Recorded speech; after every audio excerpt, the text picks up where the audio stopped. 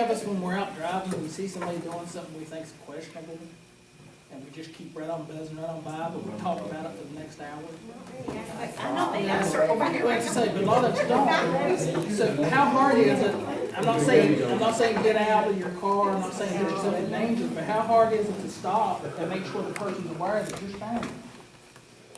It's less likely that they're gonna steal something off somebody's porch if they know you're sitting there staring at them, and how hard is it for you to act like you're writing something down? Right. Get out of my yard. Like Jennifer says, get your camera, get your phone out, take a picture. They see that, they're gonna walk on down the road, or they're gonna get back in the car and they're gonna leave. You know, if they start seeing everybody start watching, and they know you're watching, that's a big step towards stopping all this. Go ahead, Mayor. I know a lot of you people here. I'm Ferris Burton Jr. I'm mayor of the Chief Police of Town of West Hamlin. We have several members of our neighborhood crime watch group here tonight. We have their office, most of their offices. And these people would be, I think, willing to meet with anybody over here that would like to start a group. I think they'd like to meet with you and tell you how to set it up. You do need officers, and it does take money to buy the gasoline for the neighborhood patrols and things like that. But Tammy and Jess and Bobby and Randy and Junior, they've been in it a long time, and they've been very helpful. We have one police officer in the town of West Hamlin, by the way. We'd love to have 3 or 4, but it's all about money. So these guys have been very helpful to us. I've been there just a little over a year and a half now, and they feed me a lot of information. I pass it on to the state police, I pass it on to the sheriff's department, and it works.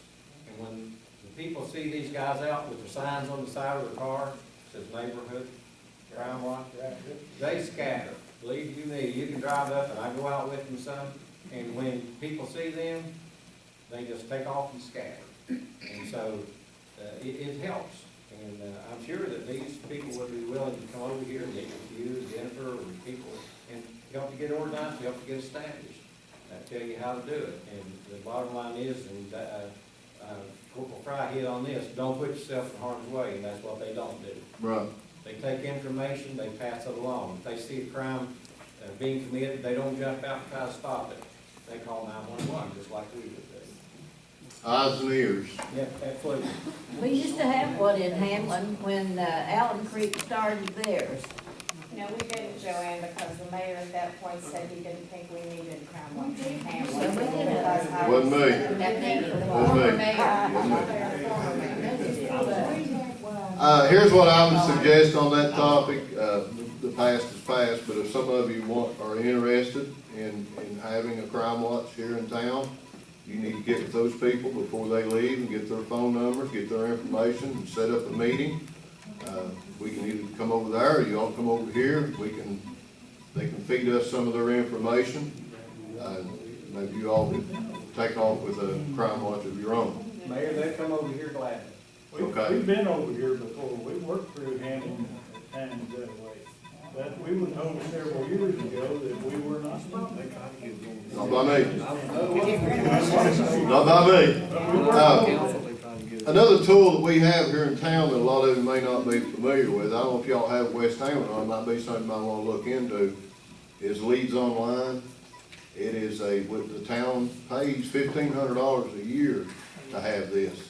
And what it does, our police department can get on it and check pawn shops, junkyards, to see if a load of copper has been brought in, for instance. See if a red lawnmower has been pawned at a pawn shop over in Wayne County. And one reason why it's so interesting and so handy is, you know, probably, some of us in here probably write down serial numbers, but probably not all of us. I'm guilty, I'm bad about not writing them down. But let's say Bob, for instance, has a red Homelight XL2 chainsaw sold off of him. And that's all he remembers about it. Okay, he comes and fills out a report. Jason gets on Leads Online and starts checking local pawn shops. He finds a pawn shop in Milton that has a red XL12 Homelight chainsaw that was pawned by a well-known criminal from Hamlin. That's a starting point. You go talk to that person, and kind of bluff them a little bit. You say, all right, now, we've got you here where you pawned this chainsaw, and a lot of times they just go ahead and confess. So that is a handy tool that we have here in town that a lot of people don't know about. What is this now? It's called Leads Online. And that's just, can people like me get on that? No, Or is that It's a just for you all? software, like we have a contract with the company. We have to pay dearly for it. Right. Okay, so if, say we have something that's missing here, then we can come and tell you, and you all would then Correct. possibly do Correct, search. yes. If it's been pawned, or if it's been sold at a junkyard, we can track it. Like if some of the houses got broken into, some of the vacant houses, the copper wire was stolen. Well, we have a time frame. We know when it was stolen. We can go onto Leads Online and we can check Taylor's and Huntington. And we can, I mean, all of the scrap metal yards we can check, and we can find out on what day who pawned this much copper. Right. And the nice thing about that is whenever you sell, anybody sells metal, anything of that nature to one of these metal yards, they take a copy, they make a copy of your driver's license.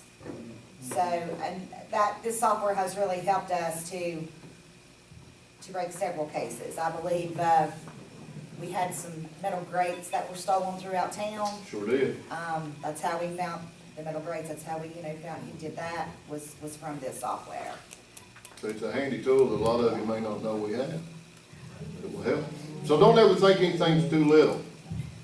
If they're stealing your stuff, that's your stuff. They shouldn't be stealing it, period. And we want them caught, and we do our part, as Fry said and Jason said.